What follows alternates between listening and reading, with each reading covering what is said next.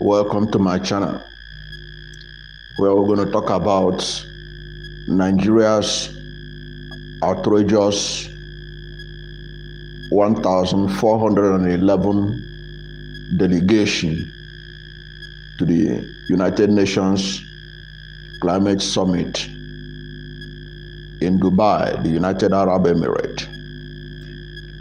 Nigeria's contingent was the third largest in that summit.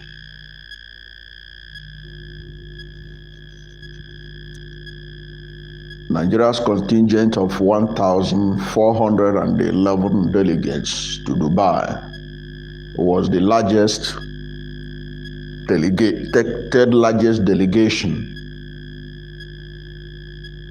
to the summit. This is really outrageous. And this much has also been pointed out by so many people. But we have to look at this in perspective. For a country like Nigeria that has serious economic challenges right now and that is looking for bailouts from the developed countries, the optics is not good. That Nigeria could go to the United Nations Climate Summit with such a large contingent. It means that the government of President Bola Ahmed Tinubu is still unmindful of the fact of the situation of the country. Because if it is a government that is mindful of the situation of the country, it does not need such a large contingent to go to Dubai to state its case on the climate situation in Nigeria, in Africa, and around the world. Because when you situate this matter in terms of the cost to the taxpayers in Nigeria to move this large number to Dubai, when the average return ticket is $2,400, it's about $2,400, and there is no direct flight connection from Nigeria to Dubai. And you know that we used to have that when the Emirates was still flying into Nigeria. Now they don't. It's because of a number of reasons. So some of it include their money that are held in Nigeria, and then other factors. Remember that the United Arab Emirates also suspended visa for Nigerians. So there's so much that this decision of the government to go with such a large number of people exposed about Nigeria.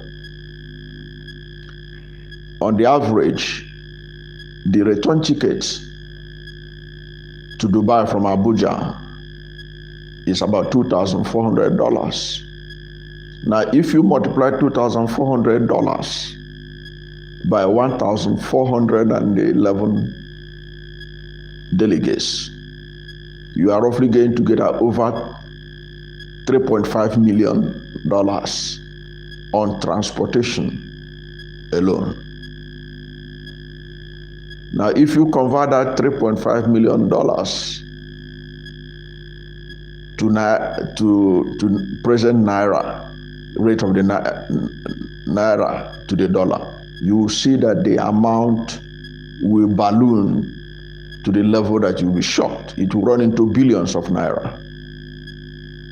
Now, these are monies that could have been invested in agriculture, in education, in healthcare, and so many other sectors that are begging for attention. But the government thought it wise to go with such a large contingent which is really unfortunate, because even the world's biggest polluters, like the United States, like the United Kingdom, did not go with such a large number. And China, which is also a major polluter of the environment, even though China is at the climate summit, China is claiming that it's a developing country. But we know with the level of industrialization in China, China is also a major contributor to the state of the climate in the world today. But China and Nigeria has the same number of delegations. But China and Nigeria, they are not the same. China is probably going to take over the world economy very soon. It's only a matter of time. China is about second largest economy in the world after United States. And Nigeria is having the same number of delegations to United Arab Emirates UN Summit with China. What does that show us? That shows that we are insensitive. Nigerian leaders are insensitive. And the point is that the 1,411 delegations, many of them, do they even know what they went to, what they are supposed to go to United Arab Emirates to go and do in that climate summit? What is the thing that is taking them to China, to United Arab Emirates? It's about the climate. How do we reduce carbon emission?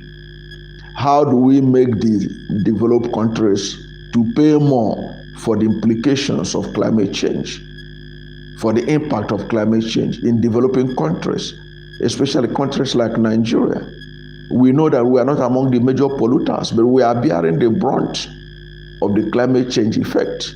We have seen it severally. I have said this in several fora. I have written about it. How even the crisis, the banditry crisis in northern Nigeria, the Boko Haram crisis in northern Nigeria, are all also related to the climate change that we're talking about. When the Lake Chad began to shrink to the level that it is today, all the communities and nations around it are feeling the pinch. These are issues that can be tabled at the United Nations Climate Summit. The need to let the world know that we need help. But you don't need 1,411 delegates to do that. Just a few people from the Ministry of Environment and a couple of people from the State House can do this thing effectively. You don't need such a large crowd to go and make Nigeria's case for climatic remediation. We have people that can make that case. You don't need a crowd to make that case. Just one or few people from the Federal Ministry of Environment can make a good case for Nigeria. And of course, the president himself, by his presentation, if he's able to present it well, can be able to convince the world on the need to help Nigeria, on the need to find a solution to carbon emission, on the need to support African countries to transition from carbon-dominated economy to a green economy. These are things that you need to articulate, and you need few people to articulate these points. You don't need a crowd to articulate this point. That's why a lot of people believe that even many of those in that delegation were just mere tourists. They just went to go to Dubai for sightseeing, and it had already been alleged that many of them will stay back until after Christmas. How does that help the country? How does that help the case that Nigeria want to make at the UN summit, the UN climate summit?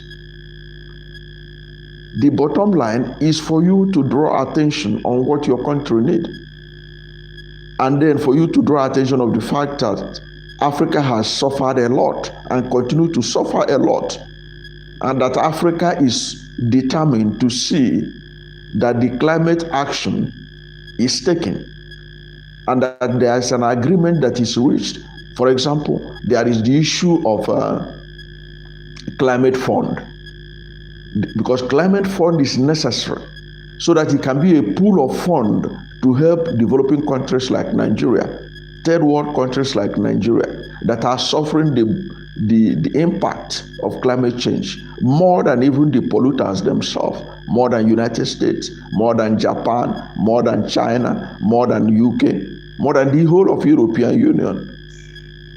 We know what Nigeria passed through in terms of flooding, in terms of desertification, in terms of gully erosion, so much that this country is passing through as a result of the climate change, which is not our fault. It is the fault of the industrialized nations. But you don't need to pack 1,411 persons to go and make this case. In fact, if President Bola Ahmed Tinubu can make a forceful presentation to the summit, it will be much more impactful than all the crowd that went there.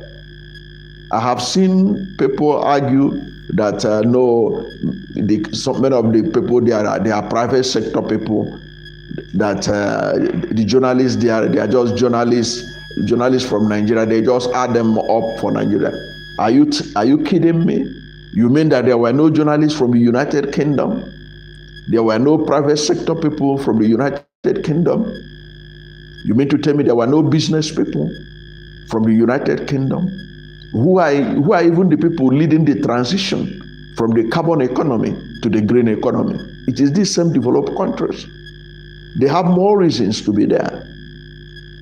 They have more reasons to send delegation. The private sector in Britain, the private sector in the United States, they have far more reason to be there, because one, they are the ones that are the polluters. One, they are the ones that are also leading in the transition from the carbon-based economy that we are in right now to green economy.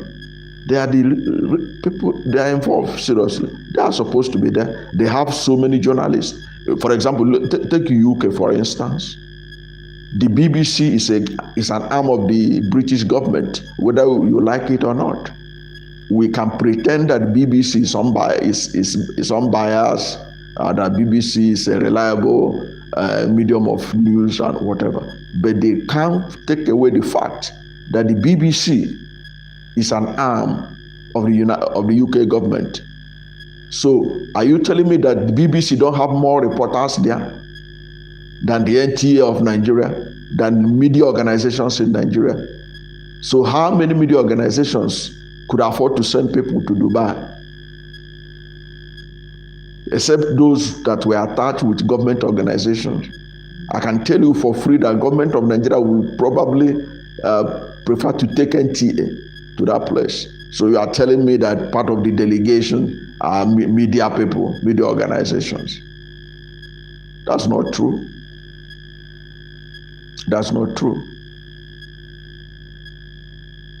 These things are basically people who are perceived to be stakeholders in the environment sector, and those who think that it is their turn to travel, to be part of a government delegation.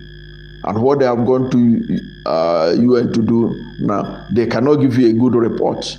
If you call out those 1,411 delegates that went to UAE and ask them to give a brief report of what they have gone to UAE to do, what have they achieved, who did they interface with, and what was the outcome of the interface that they had, you are going to get a blank face. You're going to get a blank face. It means that they just went there. Most of them, majority of them went there for a jamboree. Many of them don't even know jack about climate change. They don't know jack about climate change. Yet they are the ones that they have used taxpayers' money to buy a return ticket for them $2,400 at a time that the naira to the dollar is about 1,120 something. Now you can't even keep up with the rate of the naira to the dollar because it keeps fluctuating almost by minute by minute. What the value of the naira now with the dollar in the next 30 minutes, how it has changed. That's how unstable the economy of Nigeria is right now. Yet we're able to send a large contingent of 1,411 to the United Arab Emirates. It shows that we are insensitive, that we don't know what we are doing. We are not getting our priorities right. Because if we are getting our priorities right, there is no way we would have sent such a large contingent to the United Arab Emirates. And the optics is wrong for Nigeria. Already we don't have money to finance 2024 budget. We are looking to the Western people, to the developed countries, to help us raise the funding for the 2024 budget. Yet you have more delegation than those you are going to beg for money to fund your budget. Is it not ironic? Is it not shameful that you, who is looking for help, is even flexing more than those you are going to seek help from in public? It means you are not getting your acts together. You need to get your acts together first. You need to give the impression that things are difficult in the country. And things are really difficult. Look at the statistics. Look at the statistics. What was the rate of the naira to the dollar before May 29? And what is the rate of the naira to the dollar today?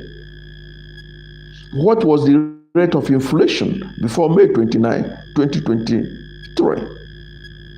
And what is the rate of inflation in Nigeria today? What is the rate of unemployment? What is the rate of poverty right now? You could see that things has gotten worse in the past 6 months or thereabout, since May 29. So it is not a time for a jamboree. It is not a time for squandermania. This is, in fact, you could pardon a country that is swimming in dollars if it can go with such a large contingent.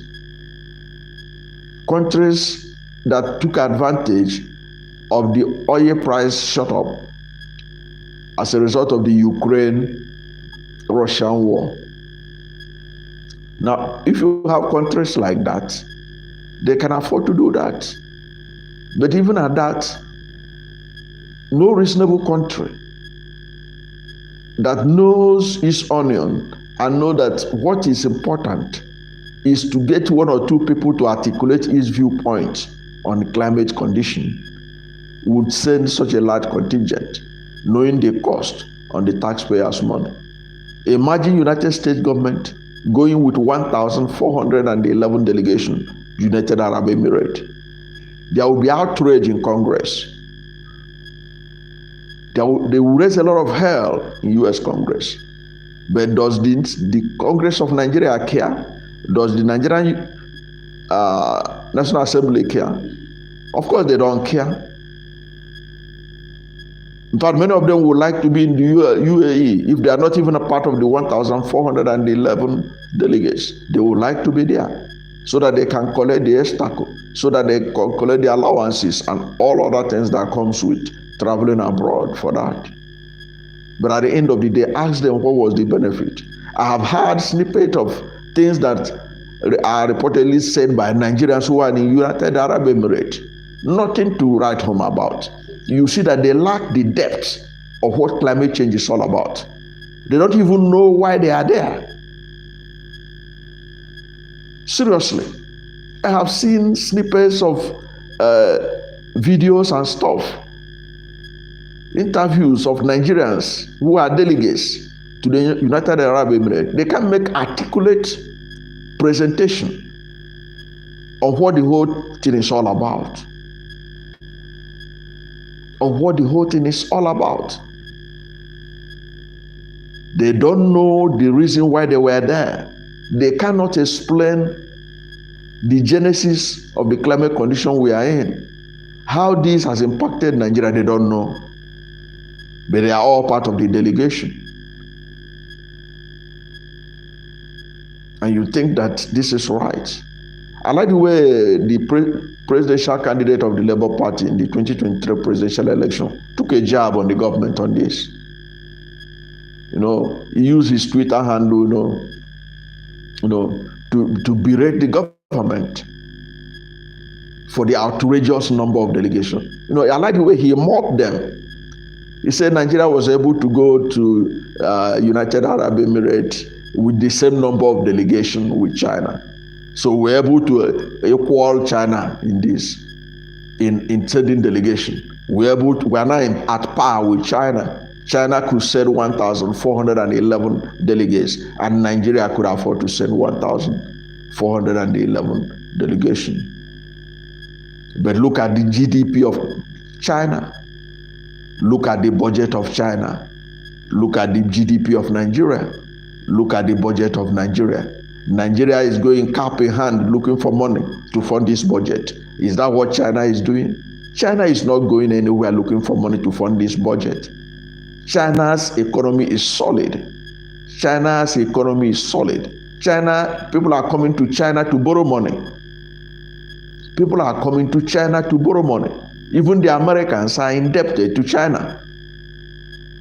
Part of the debts of United States government is tied to China.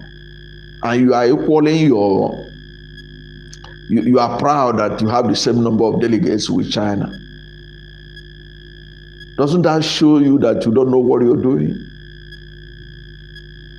Doesn't that show you don't know what you are doing? Look at the situation in China. China is blossoming, and China is smart.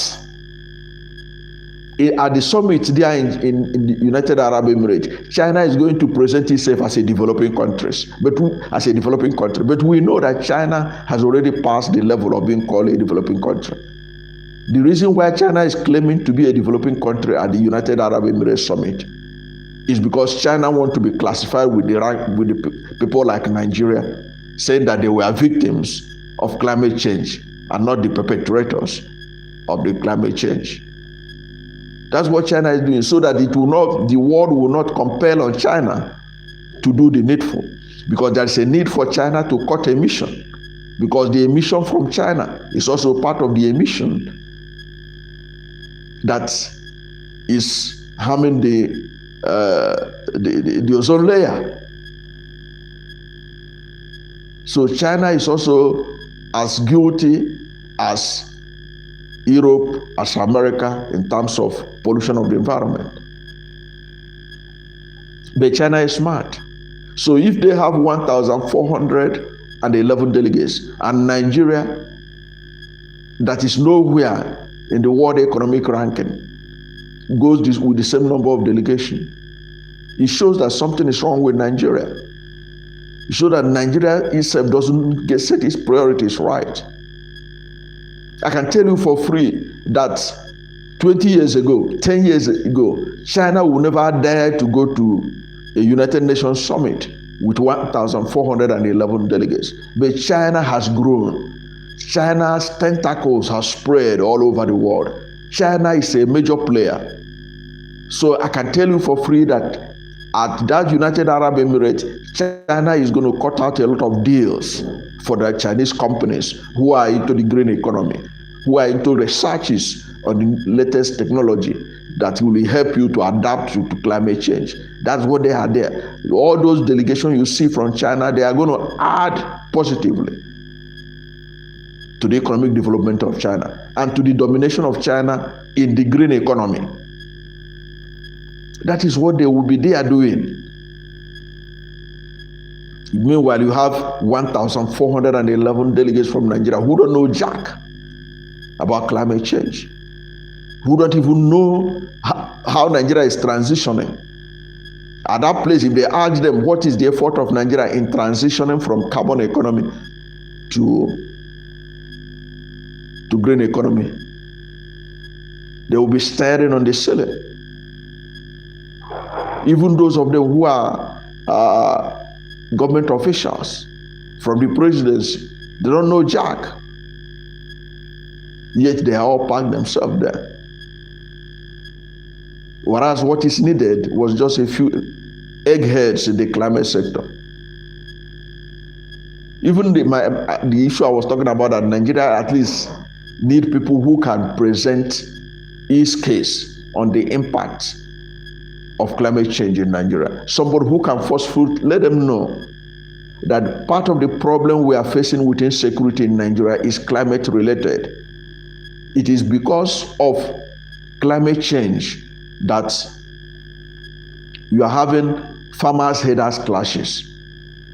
The rivers are shrinking, the vegetation is shrinking, so the Fulani herdsman who is used to moving from one part of the, who is moving his cattle from one place to the other, is now finding it difficult to get a space to rear his cattle. And because of tradition, he don't even want to learn how to stay one place. Now, there is a conflict between the herders who want to rear their cattle and the farmers who want to plant food crops. Now, this brings conflict. You tie all these things together and present it to the world. And why do you do that? Because Nigeria needs to ensure that the climate fund is agreed upon. One of the agendas of the climate summit in Dubai is to see if the world leaders will agree in setting up a climate fund that will be used to assist countries like Nigeria and other developing countries in Africa and around the world who are facing severe consequences of climate change. And we have people that could have made that case. Even Bola Ahmed Tinubu himself alone could make that case, and he will be listened to. All he needed is to have people who understands the climate situation in Nigeria, the impact it had had in this country in the past 10, 20 years ago, past 20 years, articulate it properly in a reasonable way. Write it as a good speech for Bola Ahmed Tinubu, the president, and he will present it. And he don't need much people. Just some key officials from the climate change department in the Federal Ministry of Environment can be able to give a good account of the challenges Nigeria is facing with climate change. And the president can articulate it. The president can present it to the world. He don't need to have such a large crowd, because the large crowd has now exposed Nigeria as an unserious country.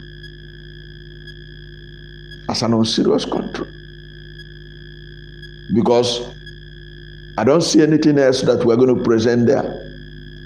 Because the major thing that Nigeria need to present is to tell the world what we have passed through and the help that we need, and to ask the world to reach an agreement on carbon emission, so that we reach a zero carbon emission, perhaps by 2050, perhaps by 2070, or perhaps by 2075. And to tell the world what the challenges we are facing in transitioning from carbon-based economy to green economy. And to tell the world that we need their help. Already Nigeria is witnessing a divestment in the oil sector. Nobody wants to put money in gas. And Nigeria needed support to develop its gas sector so that we can be able to stop deforestation. Because if you don't want women and people in the rural communities to be cutting the wood as firewood. What you need to do is to ensure that you provide for them alternative source of energy so that they can be able to cook their food, do some other things that they normally use firewood to do. And for Nigeria to be able to do that, we need to develop our gas sector. We need support from countries in the West who are reluctant in putting their money in such an investment. But you don't need a crowd to make this case. I know that former Vice President Yemi Osibanjo had made a serious case in this issue about developing the gas sector in Nigeria, which the West have refused to support, and their banks are not ready to fund. You make a case for it, but you don't need a crowd to make a case for that. What you need is give your viewpoints, tell them what you want, and they will do it. In fact, the president himself and a few officials, Minister of Environment and a few officials from the Environment Ministry can be able to make a case for Nigeria. And all these monies, over $3.5 million that was spent only for a return ticket, could have been put for a better use. It could have been directed to a better use. But unfortunately, we are running a government where they don't consider cost as anything. We are talking about a government that has the largest number of ministers in history. We are talking about a government that have the largest number of special assistants and senior special assistants in the history of Nigeria. So it doesn't mean a thing to them that Nigerians are complaining, that Nigerians are dying in poverty, in hunger. It doesn't mean a thing to them that so many people who are sick now in Nigeria cannot afford to buy drugs to help their situation because the cost of drugs has hit the roof. It doesn't mean anything to them. They think that they can eat their cake and have it. And that is why there is so much challenges in the country today, because those who are supposed to lead are not conscious of the fact of the state of the nation. It is quite unfortunate that this is what is happening in the country, that the monies that ought to have been used to develop this country have been wasted, all in the name of attending United Nations Climate Change Summit, in which, from all indications, Nigeria's input there is not even going to make any matter at all. Already, there are several African countries like Kenya and other African countries that have presented a case for Africa. There is virtually nothing new that Nigeria will bring on board that requires such a large contingent to go and make. But already the money has gone down the drain at a time of economic stress, at a time of economic difficulties for majority of Nigerians. To see such a huge amount wasted in the name of summit is really saddening. Thank you for being part of this broadcast. This live is unfortunate what's going on in our country. But what can we do? It is where we have found ourselves. A situation where those who are supposed to know better don't seem to care. Those who are supposed to do the needful are not ready to do it. As long as it is not their personal money, it is public money. They think it's okay. They think it is right to waste it in such a jamboree like United Nations Summit. At the end of the day, they are not transparent about it. They cannot give you the real figures now Ordinarily, Nigerians need to see the figures of those that went, all these 1,411 delegates. We need to see their figures, the number of their names, the organizations they represent, and what they went to United Arab Emirates to do, and what they were able to achieve. We ought to see those things, but we're not going to see it because even the government is not being run transparently. They're not ready to run an open government. They are not ready to carry the people along. But that is how the country finds itself. There is little anyone can do about it. Nigeria will continue to move in this rudderless way, hoping that somehow a miracle will happen along the way. But I don't know how a miracle that will change the trajectory of Nigeria if we continue in this direction that we are going, this direction that the APC administration is going. If they continue in this direction, I don't know the magic wand that they are going to wave that will change the fortune of the country. I think Nigerians should just know that they are in for a long ride, and it is very unfortunate. Thank you once again for being this part of this live chat with me. I really appreciate those of you who are part of it. Thank you, and God bless you and yours.